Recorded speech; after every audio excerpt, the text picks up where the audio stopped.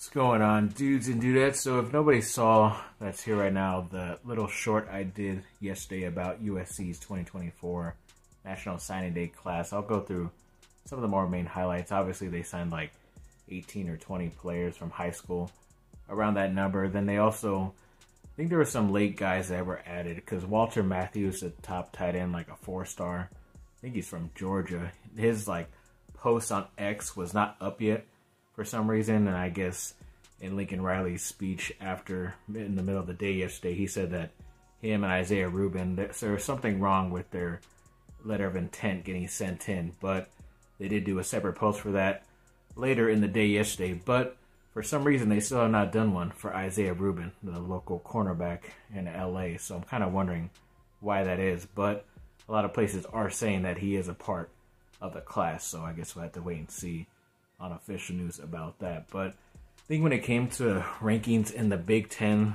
USC's class is ranked number 5, which isn't too bad, especially now that they're in a brand new conference against, new competition. But it did suck because I think Oregon is up there already, like number 2 overall class in this, and I think the number 3 overall class in all of the colleges ranked, which kind of sucks. But they did steal wide receiver Ryan Pelham, who was committed to USC, and a lot of other guys. I think another guy, that Jericho Johnson guy, who USC was trending towards later on today, did say he committed to Oregon, which sucked too. But I don't know, that's just where they put all their money, really, there in the transfer portal, and that's pretty much what Oregon is. They just will pay for their players more than anything, and it does work. They did have a pretty successful last couple years, but it's not like they've been to the Final Four either. So how successful is it really? And then yesterday they did get 2 commitments from an SEC school and Mississippi State. Earlier in the day they did get a transfer commit from the running back Joquavius Woody Marks. I believe that's how you say his first name. I like his nickname better, Woody Marks, so I'm going to go with that. Very talented guy, past couple years for that school, so definitely very excited to have him now on the team. And then his teammate on the defensive side at cornerback in DeCarlos Nicholson, who just from his measurables alone is pretty awesome. He's already like 6'3", almost 200 pounds, and playing that corner position is really tough, especially for a tall guy. But if he's able to do it in the SEC, which is considered the better conference in college, then he must be doing something right. So definitely very excited to see him paired up with what ended up being some breaking news that happened later on today on Thursday, which was pretty nice to see that USC was able to poach 2 UCLA players, especially on that defensive side, which was the better side. But it's not that surprising either, since their new defensive coordinator just came from there as well. But he got some of the better guys. They got a safety in Kamari. I want to get his name correctly. Kamari. Can't believe I already forgot his name. Kamari Ramsey, yes. And a cornerback in John Humphrey as well. So these guys are definitely tall as well, over 6 foot. Definitely very aggressive.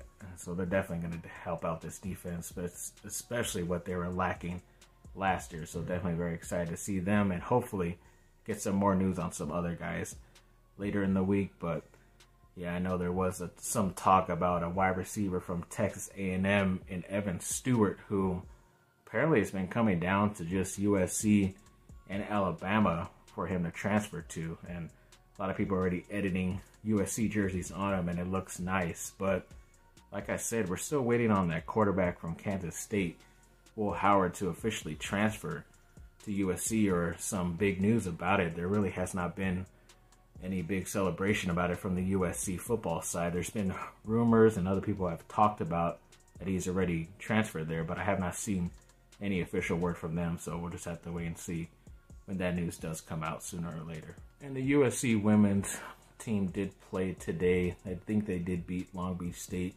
85-77. And I think it was without their star freshman Juju Watkins, because I was watching through the highlights and I did not see her. And the main player of the game, which she usually has gotten these last 9 games, she did not get. I believe it was like Mackenzie Forbes, I believe that was her name. Had like 36 points, definitely stepped up. But kind of wondering, didn't really hear any bit of news of an injury, or just maybe they thought they were going to beat this team. This is one of their closer games score-wise, so definitely a nice, tough matchup for them. But they were able to get through it, still undefeated, so we'll see what they do the rest of the season going forward. There was a player, Viviana Iwachukwu, who is actually, I think she's the sister, because I know a guy on the basketball team has that same last name, Vince, and I believe she recently signed with the USC basketball team as well for the next season coming out of high school. So that's pretty cool for her. Still keep it in the family, going to USC. Did not say exactly her ranking and position and all that stuff, but I'm sure if she's just as talented as her brother, then she should be pretty good too. So definitely very excited to see her on the team at some point in the near future. And then when it comes to Jim Harbaugh, there's still like a lot of the rumors swirling that he could be coming to the Chargers and leaving Michigan. And I think even just yesterday there was some more news that the NCAA was going to punish him and all this other stuff with the school because he wasn't, helping out with some of the investigation and all that other stuff. And they're obviously butthurt about that. So I just think it'd probably be best for him to leave college unless he just really just wanted to put up one against them and fight them. But as of when I was on X earlier, I did see that there was a report that the two sides, the Chargers front office and him, the head coach, have been in contact pretty recently, and they've been in contact for quite a bit, talking for quite a while now. So maybe there's a deal kind of come soon for him. I know his team is in the Final Four and they get Alabama, which is a tough matchup for them. So I would not be surprised if they lose that game in a couple weeks and then he just jumps to the NFL. But if he wins, then that's just another week that the Chargers have to wait to maybe get him. And then who knows, the Michigan might offer him a big contract, a long-time contract, like $10 million a year, and he might as well just stay in college, I guess. But yes, a lot of these rumors are swirling about the Chargers' next head coach, and hopefully they will become a reality soon at some point. And yes, sadly, the Lakers the other day did lose to the Chicago Bulls on the road, 108-124, and then just tonight on a back-to-back, still on the road at Minnesota, ended up losing that game as well, 111-118. LeBron did play last night, but not tonight, and yeah, for some reason, they just weren't able to get it done. Maybe they do win and make up that 7 points that he's not when he would be there playing tonight, but he was there last night and it didn't matter either. But of course, the ex-USC player for Chicago, DeMar DeRozan, stepped up with like 27 points. He's always been the Laker killer, but I'm pretty sure if they traded for him or he signed with the team, he wouldn't play as good, of course, but that's just the luck of the Lakers. But either way, a pretty bad skid here of losses. I think they're like 1-5 since winning that in-season tournament final. I don't know if they're going to make a coaching change, and I know when it comes to bigger trades, it's not going to really happen until like January 15th. So I don't know. I guess we'll just have to wait and see what goes on with them. And the Duke Blue Devils were on the road in New York at Madison Square Garden playing the number 10 team in Baylor and got that victory last night, 78-70. A lot of guys stepped up, Kyle Filipowski, Jeremy Roach as well. So definitely very happy for those guys. And even Ryan Young, the super senior, ended up reaching finally 1,000 career points for himself. So that's pretty cool. A little bit of history for him also. And like I said, it was technically an upset, even though Duke is ranked number 21. But they did beat the number 10 team, so that's good for them going forward, and hopefully they will be ranked at least in the top 15 or so at some point next week. So that's all we could hope for as of right now.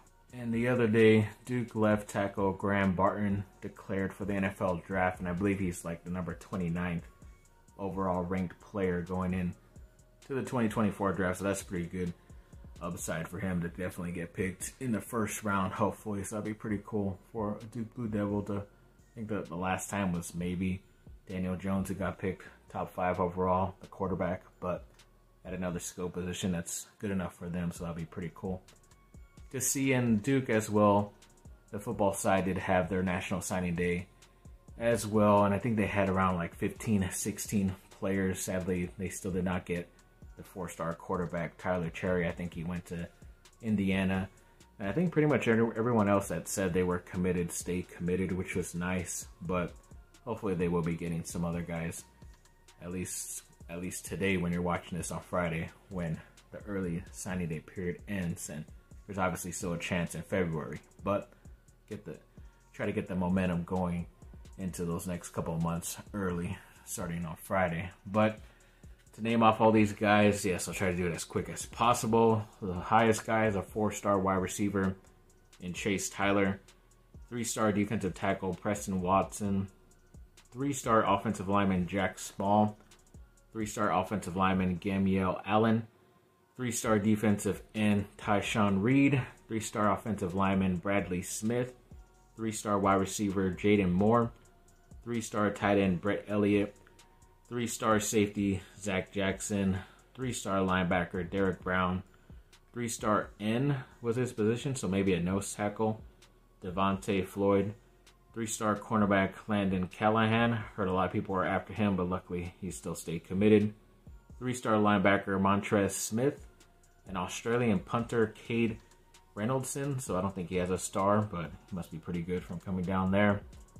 3-star defensive end Kobe Smith, and a 3-star cornerback in Kyron Kondo, who I believe is a California guy as well.